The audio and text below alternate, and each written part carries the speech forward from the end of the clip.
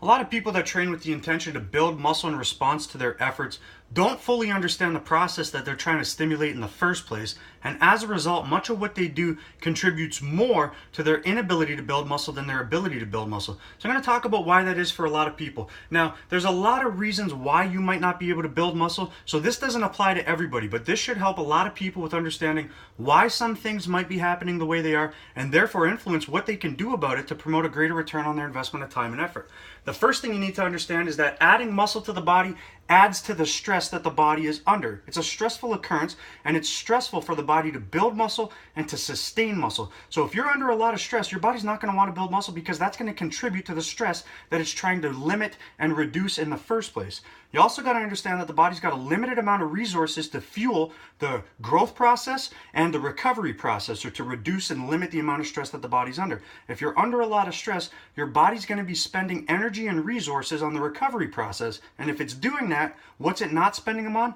The growth process. So what happens for most people is they overwork their capacity to recover. Their body is more stressed than they know that it is, or that they would like to believe that it is, and as a result, they're chronically fatigued. They're not in a state in which their body can build muscle optimally because resources are being spent elsewhere. And the body adapts to being chronically fatigued, which is why most people are not aware that they are in the first place. So most people are operating at 70 to 80% of their true potential, which has now become the norm for them. This is their 100%, and they don't realize that what they're doing is suboptimal. They don't realize that they're fatigued, and they think that everything's okay. But here's the thing. If you're providing your body with the resources necessary to build muscle, you're getting the water that you need, the nutrients that you need, the food that you need, the rest that you need, and you're not building muscle, and you assume that your training is on point, then where the fuck are those resources going? They're obviously going somewhere else besides the growth process, and it's probably going to the recovery process to limit the amount of stress that your body is currently under. So you have to understand that you got to be healthy to stimulate growth at an optimal pace. Health facilitates performance, which potentiates growth. And to be healthy, you need a balance between stimulation and recovery. But a lot of people equate work with results. So they overwork their capacity to recover, and they don't even realize that they've done so. And what happens is they'll do like 2 to 3 times more work than some people, and then someone else will do like 1/3 to 1/2 the amount of work they're doing and get better results than them. So what does this do for the person who overworks in the first place? It frustrates them, and what do? They do more work. But you got to ask yourself this. Why the fuck are you doing what you do?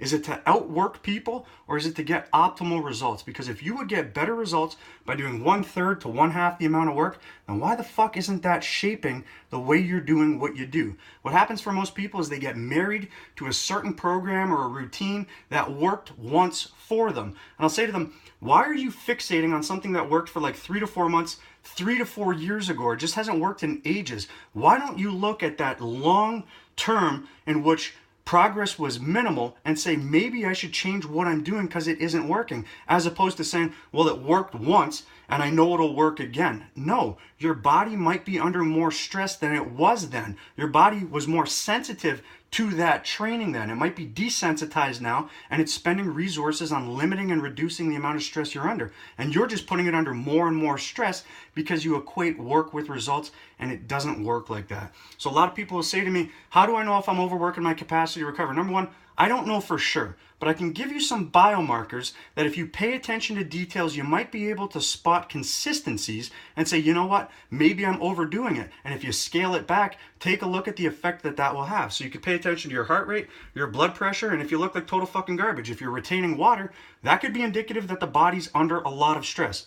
As for heart rate and blood pressure, you need baseline numbers. So if you're stressed right now, taking those measurements isn't going to matter. That's not a baseline number for you. It's already elevated. So maybe take a week off, go on a vacation or whatever, get some baseline numbers, and you take your heart rate and your blood pressure every day at the same time, hopefully in the morning. And if you notice after like 5 days of intense training that your heart rate is like 10 beats faster a minute, or that your blood pressure is like 10 points higher than it usually is above baseline, you could say, you know what are some consistencies here? Wow, I fucking killed it this week. Maybe I overworked my capacity to recover. Maybe if you reduce the volume a little bit, those numbers will come down. You'll get fuller, better pumps. And what's that indicative of? That you're now recovering from the work that you're doing. And if you're doing that, you're healthy, and more resources will be put towards the growth process and not as many to the recovery process because you are recovered and you're healthier. The last thing I want to touch on, Do not compare yourself to pros. This is one of the biggest mistakes I see people make. And what you're not realizing is that by the time someone's a pro and you're first seeing them or hearing about them, they've gone through the gauntlet for the last 5, 10, 15, or 20 years in which every single year the demands were increased and it weeded out the weak. It weeded out the people whose bodies could not tolerate the stress necessary to get to the next level. So people, they'll look at the pros and they'll say, I want to look like that, so I'm going to do what they do. Now, even if you're taking drugs, there's some people that take more drugs than the pros take, and they still don't look the same. So you're not dealt the same hand in life here. Everybody's dealt a different hand. They got to where they're at because they've proven by going through this system that their body can recover from the volume necessary to make it to the next level in the first place. And unless your body can, your body will spend resources on recovery and limiting the amount of stress that you subject it to just by doing the same thing that they're doing, whereas their body will use those resources to promote growth. If you like the information, share it, click the fucking button at the bottom, subscribe to the channel, and I'll keep bringing it.